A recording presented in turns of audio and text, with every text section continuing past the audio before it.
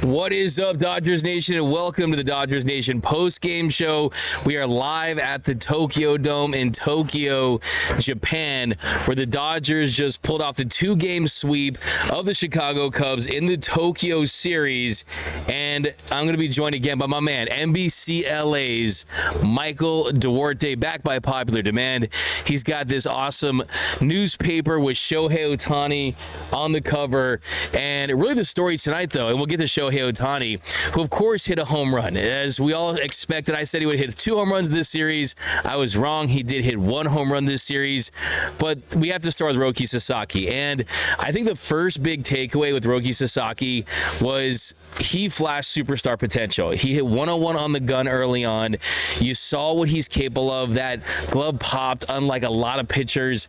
And I think for me, it's, look, he threw more balls than strikes tonight. And he also didn't have his best stuff. But late in that one, the bases loaded. He walked a run in the 3rd inning, comes back, strikes out Michael Busch, then gets birdie when he gets Shaw with that slider. I think that's going to be the biggest key. I mean, when he struck out Shaw with that slider, I said, look, that is going to be the evolution of Roki Sasaki, is finding that third pitch. You can't rely on just your fastball and your splitter combination to be elite in this league. So, look, I think there was so much pressure on him, the nerves, not only his big league debut, his Dodger debut, but also just being in front of 40,000 plus fans here in Tokyo. I think he handled it well for the first part, and I think, too, it wasn't a Yamamoto-level blow-up like we saw last year where he gave up 5 runs. So I think all in all, I was more focused on the flashes of greatness, and I think we definitely saw that with Roki. But what was your big takeaway from watching Roki Sasaki in his big league debut, Michael?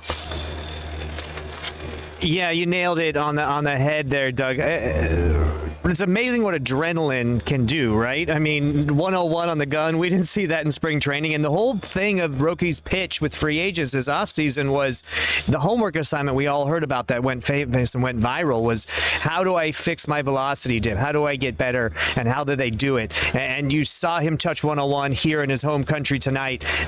Look, I kind of predicted last night it could go the way of the Yamamoto in Korea last year. And when you have 3 straight walks, you walk the bases loaded, you walk in a run, you're 1 swing away from having that 4 or 5 run inning and getting pulled early, just like we saw with Yamamoto. The key to that was Mark Pryor comes out for a mound visit, tells him to calm down. You got it. Dave Roberts sticks with him, and long-term on this season, when you're a rookie, for your manager to show confidence that in a big situation, big scenario, when the lights are the brightest, when you're pitching on home soil, he can dig deep within himself. And as you saw, struck out Michael Busch, struck out Shaw to get out of that inning, to throw 3 innings and just give up that 1 run, which he walked in. That's impressive, and that will pay dividend. And to your point, Will Smith told me after the game, he threw more sliders than he had seen all spring.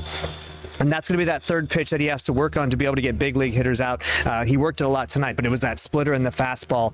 Nasty tonight. I haven't seen more swing and miss since I was at the bar back in college. There you go. I like it. I like it a lot, swing and miss. I love that. No, I mean, you touched on it as well as in things like Will Smith saying things like that, is that, look, I mean, for someone to just throw 31 balls, 25 strikes, not have his best stuff, but flash that entire repertoire in that 3rd inning and have that mental toughness to get out of that inning, I think that was the biggest takeaway for me. And now, look, he gave up 1 hit. He gave 1 hit, and it was an infield kind of singly to John Birdie, so it's not like it was a lot of hard contact that we saw off the bat from him. There was a lot of kind of soft outs thanks to that splitter. And then also Miguel Rojas stepping up and getting that big double play for him early on to get him out of the jam. So, look, I think for starters, you got to feel good. You got to get that debut out of the way.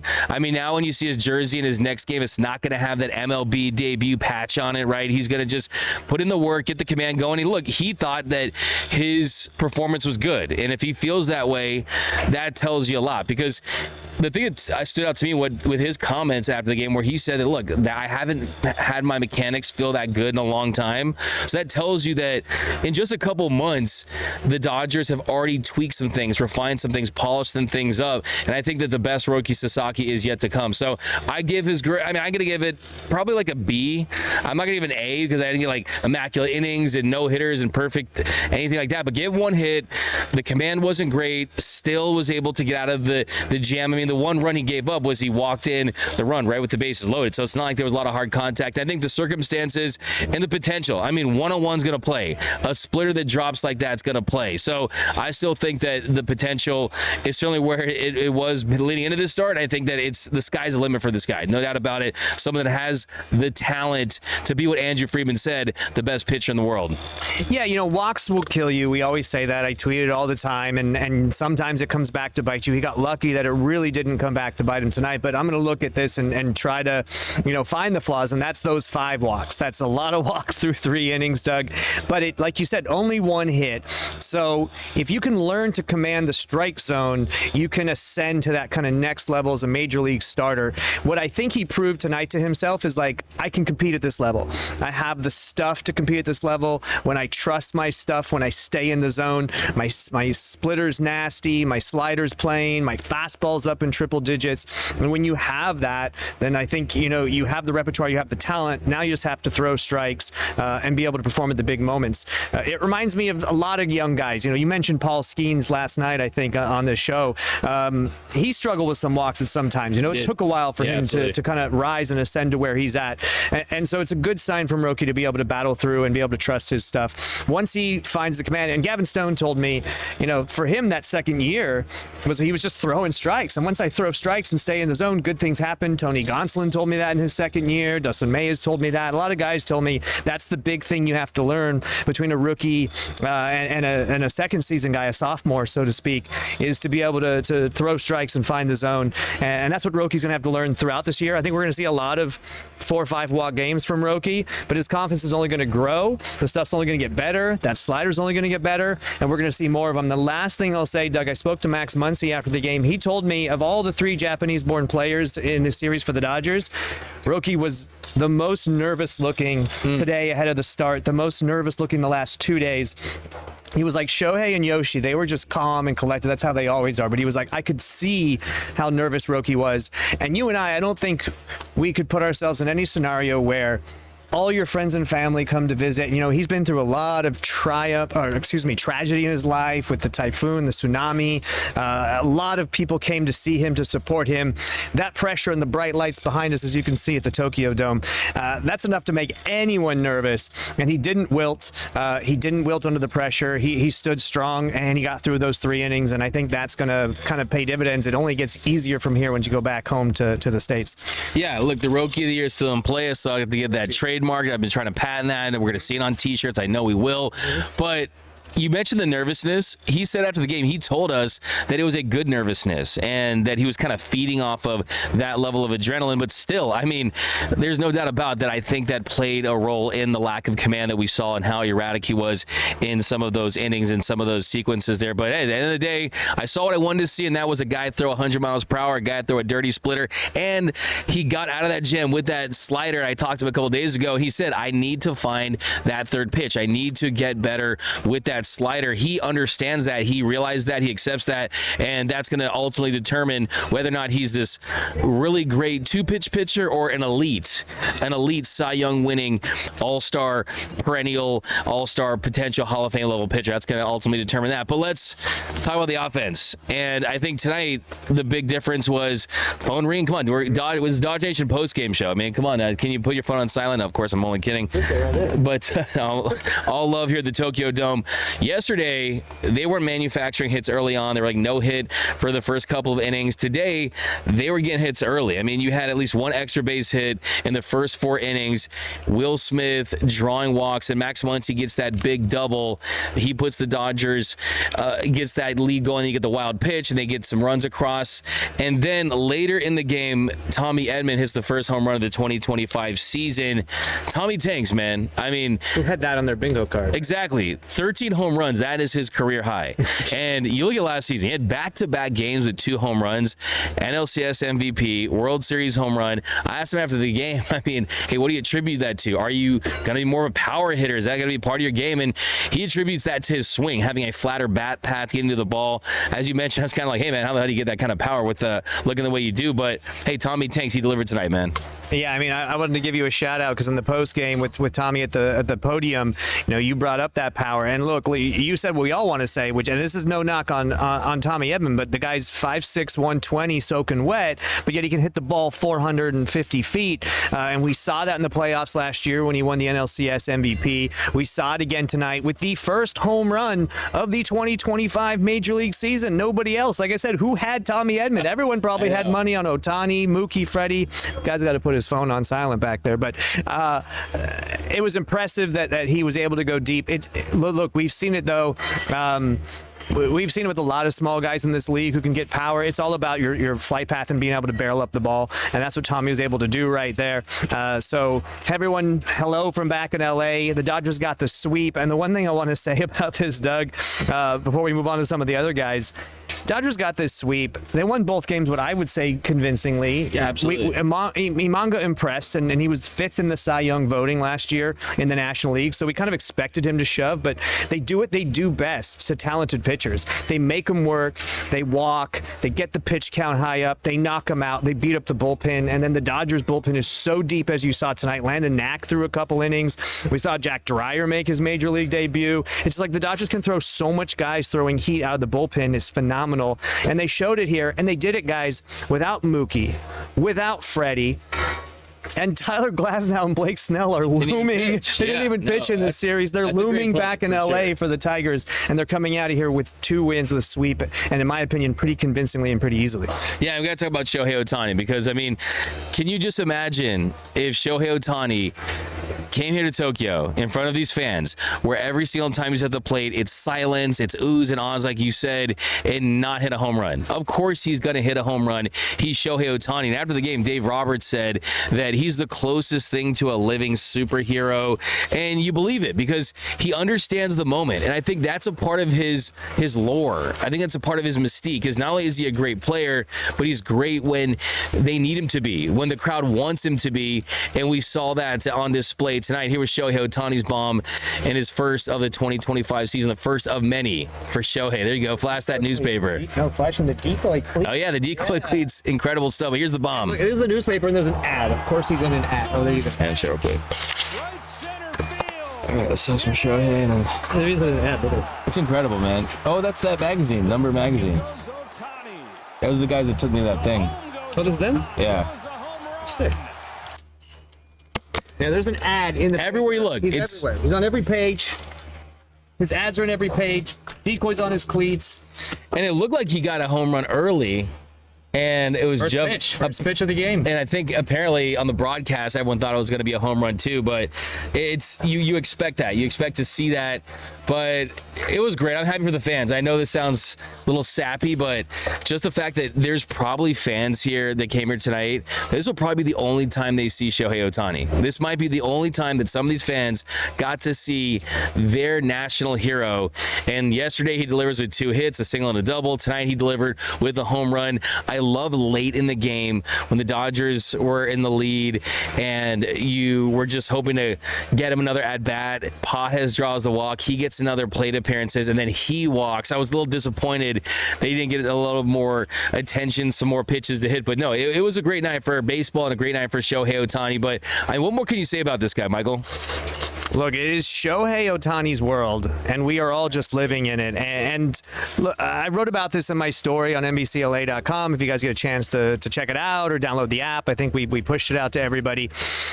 This was a moment that all these fans here in Japan will never forget. And keep in mind, and this is why it was so hard for fans back in Los Angeles or back in the States to get tickets, because all of the 42,000 tickets here went to Japanese people. It was like Japanese only. This was for them. It wasn't for us to travel 6,000 miles to go see Shohei. We get the privilege of doing that 9 months out of the year at Dodger Stadium. This was for these Japanese fans who have, and if you turn the TV on here, Doug, I don't know how much television you watch here in Tokyo, but A good amount. But even just the local news, I work for the local news in Los Angeles on Channel 4, and the local news here was showing Shohei Ohtani's entire life story, from childhood, t-ball, high school where he threw 100 miles per hour, His record for the fastest pitch in Japanese history, by the way, beaten by Roki Sasaki in high school, who hit 101.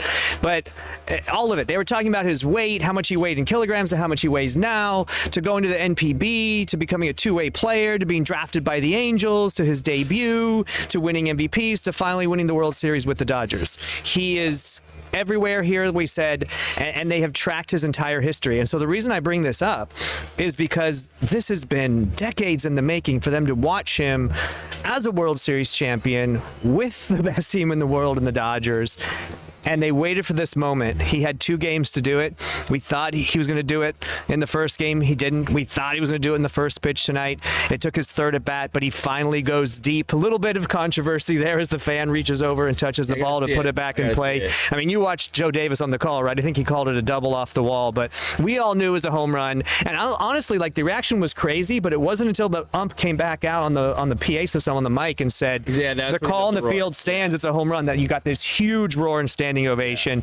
And the biggest thing that I noticed here when Shohei comes to bat, all 42,000 people here, including us in the media, everyone stands and takes their phones out and records him because it is a must-see moment every single time he comes to bat. And he gave them that moment they've all been waiting for. Yeah, and I love that you bring it up. I really do love that you brought up the fact that this game, this event, this series was for the people of Tokyo, the people of Japan. I was walking around looking for Dodgers fans from LA, Dodgers fans from the United States to interview, to kind of basically ask. I want to ask them how much they pay for their tickets. Really, that's what I was most interested in. And it was tough to find because it literally felt like, especially the lower decks here, it was 90% people from Japan. I think it was vast majority people from Japan, and that's what this was all about, giving them the opportunity to see their hero, like I said. So really happy for them, and I'm really happy for Shohei Ohtani in the game of baseball. But also want to talk about Kike Hernandez, another guy who knows how to show up on the bright lights, on the big stage, under the bright lights. And second inning, he hits a sac fly, makes it 2-0, and then later in the 4th inning, after a Will Smith double, he hits a home run, make it 5-1 Dodgers. Is this the year where Kike Hernandez figures things out in the regular season, and it's not just postseason Kike, where he turns into an all-star player? For his career, he's been a below-average regular season player. Things just seem to be working for him, and I've wondered all off-season, what would a regular season look like for him with the goggles Kike? Are we going to see someone that's going to demand playing time? That's kind of my question. If Andy Pajes or James Outman just doesn't grab that center field opportunity, I think the first one is going to go to Andy Pajes. But if he struggles to hit, do you consider making Kike almost an everyday type of player if that bat continues to produce? No. Look, Kike is a super utility player for a reason. We forget the fact that he went 0 for 5 last night. So he's going to have, he's going to be a roller coaster ride. He's going to be up and down throughout the year. And, you know, he's spoken to this in the playoffs. He has ADHD. He's been very upfront and honest about that. It's hard in the grind of a 162 game season to always be focused and locked in. But when the moments are the brightest, when he can feel this is an important game, a permeable moment, so to speak, that's when he locks in the most. He could feel the vibe here in Tokyo, and he was talking with me after the game, and you saw him at Disneyland a couple days ago. And so what he was saying was, this trip for him and his family and his 4-year-old daughter was something they will remember forever. He was one of the few players who just embraced this culture from day one. If you look at the team dinner when he's, you know, eating all the food and putting on the headband, the sumo things they did, he just wanted to embrace every single part of the Japanese culture from day one. He took his daughter to Disneyland. It snowed overnight. I woke up to snow, took a little video of it. You guys can check it out. Yeah, and he was talking about his 4-year-old daughter, even though he was in Boston a couple years ago, got to see snow for the first time here in Tokyo. So these are memories that they will last forever, they will remember forever, and they will last a lifetime. But for your question, and one thing I want to just point out, no, I don't think Kike needs to be an every single day player. No, I think he's going to put up 30, 40 home runs. He's never been that kind of guy. He's the kind of guy that Lance Stevenson back in the old Lakers days used to say, born ready, right? Kike was born ready to step in at a moment's notice and play 8 different positions, including pitcher, relief pitchers we've seen him do. So he's ready to step in anytime you want. And let's not forget, 20 minutes before first pitch for game 1, Freddie Freeman gets scratched with that left rib injury again, and Kike's got to go play first base. Do you think he'd been practicing taking balls at first base at all? No. So he's that kind of guy that anything happens throughout the season, you can plug and play him anywhere, and that's what he does best. There's no other player that can do that like him. And let's also give a shout out to Miguel Rojas. You know, he made some great defensive plays, including the play to end the game tonight where the tying run was at the plate. And so look, Mookie Betts, I don't know if he makes that play. He's still learning shortstop. And so these guys, not expecting to come here and be in the starting lineup and talking about Kike and Miguel Rojas, and suddenly, boom, you're thrust into action, you're thrust into a starting role, and you get the job done. Yeah, absolutely. I mean, that's a testament to the depth that this roster has, to have a guy like Miguel Rojas just waiting in the wings, being this just brain case of emergency guy. And Kike's back as D-Max guest. That's from 4-Seater 777. Yeah, we got Kike and Will Smith here on the post-game show here for Dodgers Nation. But yeah, no, you absolutely hit on it right there. And like, for me, it's less about, let's plug him into one position and make him an everyday player. It's more of the opportunities that he does get, whether that be in center, whether that be at first, or be at third or short or third, even a platoon with Muncy, if Muncy struggles against lefties or anything like that, that when he does get those opportunities at the plate, that he is average to above league average, and that you see less of those long slumps that we've seen from him in the past. And I think he's just in a really, really good place. I think he's in a really, really good place. You know what's funny? I almost feel bad about this. I'm pretty sure this will be the only post-game show talking about this, is Jack Dreyer making his debut. That's right. Everyone's talking about Roki Sasaki's debut for good reason. The phenom, #1 prospect in all of Major League Baseball. Jack Dreyer, he flashed some nasty stuff too. I mean, he did give up a run in a 2-out rally. Same with Luis Garcia. But you saw his stuff too. I mean, his stuff was nasty in and of itself. And Jack Dreyer, he ends up making his debut, going an inning, giving up 2 hits, gave up a run, also had the strikeout. Also, major shout out to the Knack Attack. Landonag, 2 scoreless innings, gave up a hit, had 3 strikeouts. Kirby Yates, Alex Vesey. Yates Dodgers debut. 2 strikeouts for Yates. And what I tell you about saves, Vesey against him, it's 2 different pitchers. There you go. You're already ready. I'm already 4 off the over. He joins Tanner Scott as the other Dodger to get a save this season, and he gave up a 2-out double, a little rally for him, that Kyle Tucker double off the wall. So mentioned Kyle Tucker's beard and that he doesn't groom it well. I don't know. I gotta check it out. But yeah, Alex Vesey, the stuff was a lot of movement. The fastball was live, was electric, and I still think that this is going to be a massive year for Alex Vesey. But all in all, I mean, look, I think Will Smith too, another big thing. I think he had 5 walks this series, which is impressive. And then a stat that you brought up about Max Muncy. Oh yeah, I talked to him about that. You did. What do you say about this? So here's the stat though. Before Duarte says. Say it right so it's okay. So I think it's a hit in 4 countries, right? 5. So he's fourth player in Major League Baseball history to have a hit in 5 different countries, and I talked with him about that. Let me test me on it. Okay, name the countries. Okay, it's Mexico, 1, Korea, 2, Japan, 3, Canada, 4. Oh, what's the 5th? I don't know. Can you remember? Canada. It's not Canada. I think their colors are kind of similar to Dodgers, the uniform. Oh, that's right. Red, white, and blue. Red, white, and blue. Yeah, you know that country? France. Yeah. That's France. So no, they didn't play in the They Paris. never played in Paris. What was the 5th one? The 5th one is the United States, and who knows? I was talking about after the game. He said it's a meaningless stat, and it is a meaningless stat. But he's cool, also though. a cool United stat. States, yeah, Mexico. But what he said is it's a stat that reflects that the Dodgers are a global brand, that they have fans all over the world. Yes, we're going to talk about this. We should talk about this Rodney Peete thing. Actually, we'll talk about it now because we're talking about Max Muncy. I saw that on TMZ too, and I watched it here at the end of the game. But yeah, it's a stat that just is synonymous with the Dodgers being a global brand that travels well, that gets the opportunities to play in Mexico, Korea, Japan. We know the Phillies went over to London last year and played in the London series. So hopefully Max can become the only player in MLB history to have a hit in 6 different countries.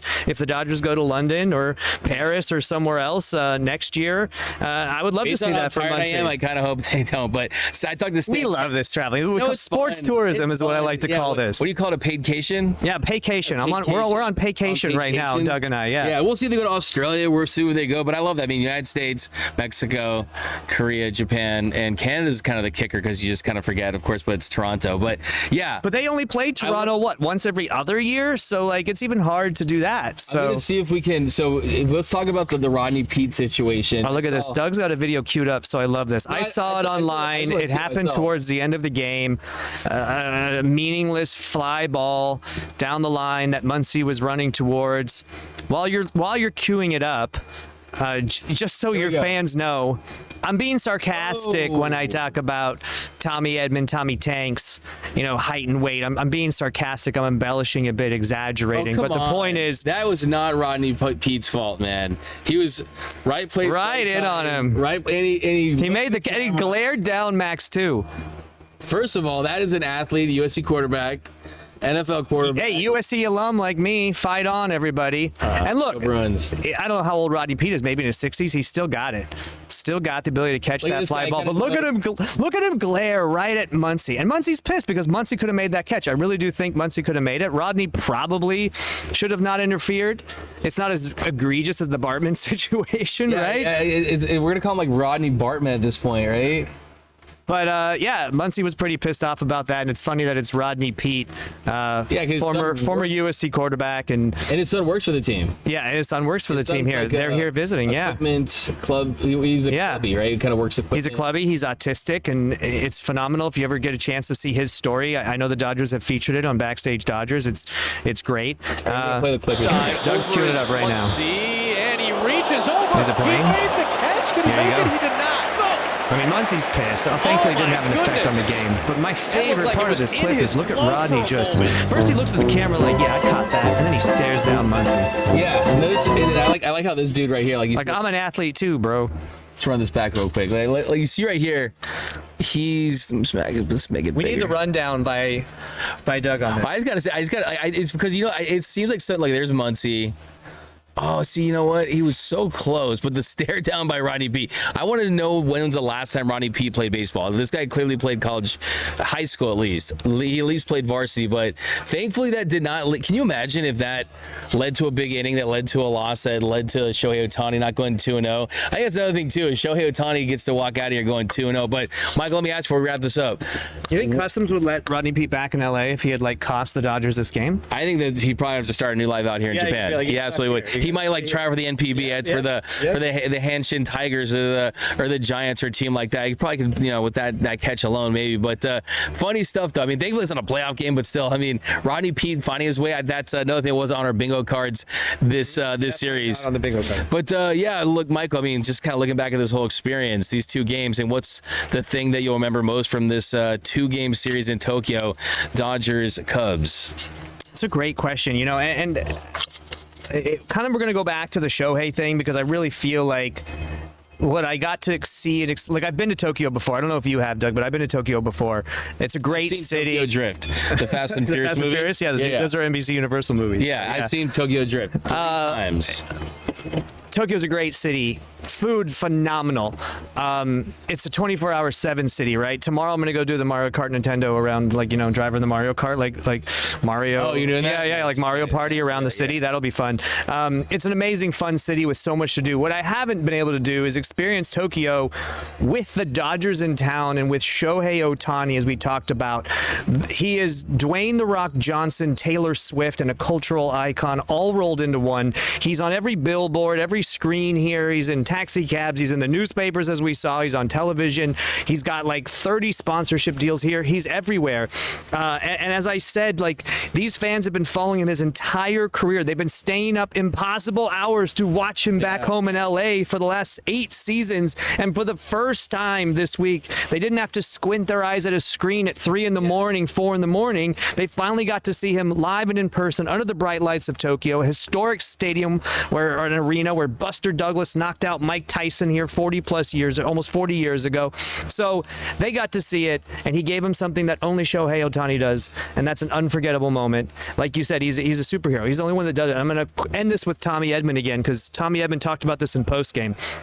Guys like Kike, they got to grind through 162. They're going to have ups and downs and slumps, like you said. Guys like Tommy Edman have to grind to get through it. They're not born gifted. And it's like, Shohei Ohtani, and Mookie has said this, Freddie has said it, right? And those guys are MLB superstars. But Ohtani's on another level when it comes to the game. Tommy said it's like he's playing a video game. He's not playing the same game as everybody else. That's what it was like here for me. That's the experience, the takeaway I'm going to take away is this Ohtani experience in his home country, and just watching the fans hinge and hover and hold their collective breath for every single moment, every single time he stepped to the bat, every swing. When he struck out, there was like huge groans. When he hit a foul ball or grounded out to the first baseman, they cheer and stand in applause, and then he finally gave them their moment with the home run. That's going to be my final takeaway of Tokyo and of this series and the memories I'll have forever. Yeah. You want yours now. I mean, it's got to be Jack Dreyer's debut, right? But in all honesty, I mean, the truth for me is it's also, of course, Shohei Ohtani related. And I think for me, it's what did I see from Shohei? What did I learn about Shohei that I didn't already know, that I haven't already seen? And for me, it was a combination of his the decoy celebration.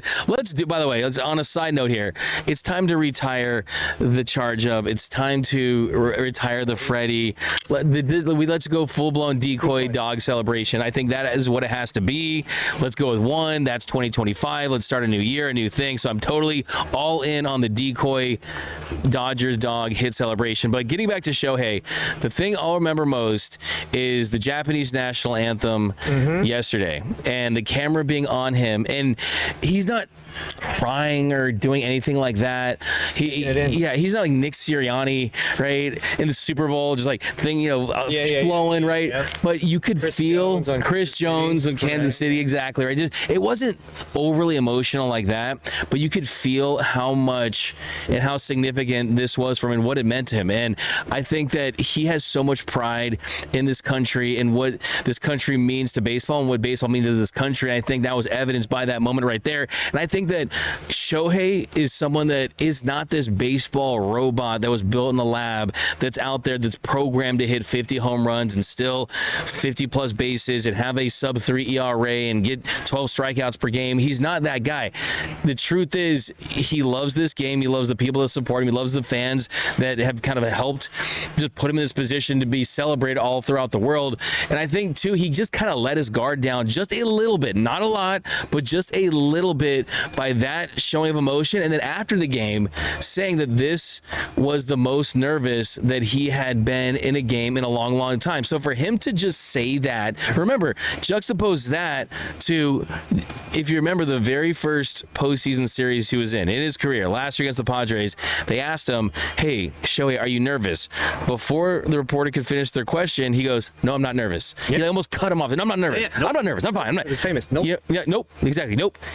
He said he had been nervous, and I think that shows. I have a thought on this, but keep going. Yeah, I mean that just shows that this was not just your normal regular season game. It wasn't a World Series game, wasn't a postseason game, wasn't a regular season game, but it was something in between that. And I think the cultural significance, the impact, and the fact that, look, they were showing highlights throughout this series on the jumbotron here of the last time there had been a Major League Baseball game here, long time ago, and the chances are you will not see Shohei Ohtani playing for the Dodgers in Tokyo, Japan, at least in his prime. I think this is it. I think this is it.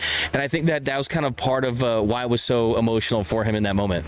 Yeah, so Utah, I'm so glad you brought that up, because what you talking about brought a few things to mind on why he was so emotional during the national anthem and so nervous being here in his home country. The Dodgers, there have been two players internationally that the Dodgers have wanted so badly to come straight from high school to their farm system to be a part of their team. And that is Shohei Ohtani and Roki Sasaki. And both of them turned them down and went to NPB. Ohtani, it was because the Dodgers didn't see him as a two-way player back then. They wanted him to either pitch or be a hitter. And I think pitcher was what they wanted. And Ohtani said no. I'm going to be a two-way player. And what you mentioned that they keep showing stuff on the screen of the last time the series here. They also keep showing 1934 when Babe Ruth came over here by bus and did a first tour and brought baseball here before there was even an NPB baseball league. Babe Ruth brought it here. That is the person that Shohei Ohtani gets compared to the most, the last big two-way player. That's Babe Ruth. And now there's kids all over the world, including here in Japan, who are going to grow up and try to be two-way players just like Ohtani, including Joey Gallo, by the way, former Dodger, if you saw that. Yeah, pitching, right? But Ohtani was told, no, you can't do this at a very young age out of high school. And he was like, no, not only can I do this, I'm going to be the best at doing this that there ever was, better than Babe Ruth and better in both pitching and hitting. And he stuck to that, and he built that life goal, that vision board that people like to see. And he did it. And on that vision board, if you saw, it's win the World Series, win MVP, get married, have a family, have a Fortnite skin. Was that on there too? Yeah. That was on there too. Win the World Baseball Classic. But he's done it all. And so to come back to this after accomplishing it all, not in the middle of it, after it all, and to take in this scene and soak it in and be like, remember when I was, 15, 16 years old and they told me I can't do this? Look at me now. And I think that was kind of the moment and why you get so emotional over it. And it was emotional for all these guys, but special for him because he did everything he ever wanted to accomplish when people told him no. And that's kind of the American dream as well. And now we get to see it's, the Japanese dream here too. Yeah, and hopefully he gets what he wants and they win 9 more World Series, and maybe that 10th year they're back here and they kind of celebrate him almost like Ichiro was celebrated here towards the end of his career in that late series in Japan against the Oakland A's. So that'd be pretty cool. But you brought it up perfectly. I mean, he's not trying to be a Hall of Famer. He's not trying to be he's not chasing greatness. He's chasing goatness. Like he's trying to be the best player to ever play a sport that's been around for hundreds of years, that has names like Babe Ruth and Hank Aaron, Willie Mays, and all these great players. So yeah, I think that Jack Dreyer is certainly someone that's in that conversation as well. But I think that you brought him being there is almost a second to kind of reflect on where he's at in his career and where he started. So I think that's a great way to put it. But yep, guys, that is it from Tokyo. And the Dodgers, most importantly, they're on pace to win 162 games. So let's go for that 117. One more shot at the news. That first of all, why do Japanese newspapers look so freaking cool? They look like a comic book. Like they straight up look like a comic book. Like look at the graphics, look at the animation, look at the colors. I'm gonna try to steal a couple of these before we head out, man, because this is good stuff. Like already got the great pictures. He's doing the Freddy. There's the cleats. I did not catch the cleats, but decoy. I was telling you. So Doug was in the batter's box after the game filming it, a little behind the scenes style, right? And he's like telling the workers here, he was saying, this is where Shohei, those are his cleat marks right there. And I was like, and there's decoy. There's decoy on the little imprint, but hey man, bring the decoy hit celebration. But guys, that is going to do it for this episode. If you haven't yet, subscribe to the Dodgers Nation YouTube channel, hit the subscribe button, hit the notification bell, hit the like button. Also, go to NBC LA and read all of Michael Duarte's work, all of his columns about not just the Los Angeles Dodgers, but the Los Angeles Lakers, the Rams, UCLA, and just UCLA, right? But and USC. And then we're going to watch Juju Watkins represent the USC women, hopefully beat the #1 seed UCLA and bring back home a women's national title, the 3rd for USC. Also, Thursday night back in LA, NBC LA is doing a Dodgers preview. Mario Solis, Olivia Garvey, and I will be doing that preview. I think I got to wake up Friday here to do it, but it'll be airing all weekend. So go give that a look too. We're going to preview all of the Dodgers season and what we expect and how many games they're going to win. And we're going to give you our predictions on how the season ends. And I want your prediction on how the season ends. 162-0, right? That's what you said? Look, man, I say why. Honestly, at this point, just so I have a rooting interest for the whole season, go for 117 wins. Give me 117 wins. Beat the Astros in the World Series. Do it in 5 games. Have Clayton Kershaw come out and get that final out. I can dream. Let's go full LeVar Ball manifesting on this one. That's what I want to see. That's what I hope we get. And I do think I will say this, and we're trying to wrap it up here, but I will say if this had been years past where they hadn't won that coveted full 162 game regular season plus postseason World Series plus the parade, had they still not have done that, I would say who cares about the regular season? You showed us that the regular season means nothing when you won 111 games and got beat by the Padres in the NLDS. Now they've done that with 98 games. Sure, I mean, give me 80 wins in a World Series over anything else, but now that you have this special opportunity with this roster like they have it, why not say, hey, we're not just going to win a World Series, we're going to do it, and when we do it, it's going to be with a regular season record of 117 plus the postseason, and then guess what? Not only do we have a World Series title, now we are right there as the best team in the history of Major League Baseball, with those murderers row Yankees in the late 70s Reds and the late 2000s Yankees, early 2000s Yankees, 98 Yankees, and those teams like that. I mean, I don't know. But what did the 117 win team do? Nothing. In the playoffs, nothing. The And what did the 73 win Warriors do? No, Lost in the finals. If you so don't, but then on the flip side, what I did would rather be the first team since the Yankees. for sure to go back to if back. you're giving me If you win 84, if you're giving me the option 100%, But I if mean, they get close. I if kind you're- of agree. Go if for it. you are You're like clo- at 114 with like 5 you could games go left, down like, go for it. as like baseball doesn't like, so the 1906 Cubs, they have the highest winning percentage of a regular season because there was less games. They won 116.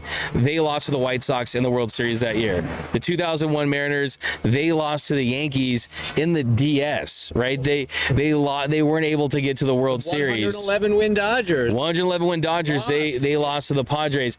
But baseball doesn't have that like 72 Dolphins, that 96 Bulls team. I mean, I guess you could say that the 98 Yankees winning 125 games total.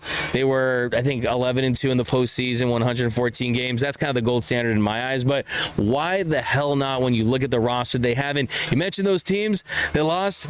Those teams didn't have Shohei Ohtani. So all bets are off. But guys, that's going to do it for this episode. Go follow Michael Duarte. Maybe he'll button up his shirt at some point. Maybe not. But if you're in Tokyo, go party with him. He's going to be here for a little longer. And yeah, guys, comment Roki of the Year so you're eligible for our giveaway at 120,000 subscribers. You guys know where to find me, DMAC_LA. And remember, nothing brings us together quite like Dodger baseball.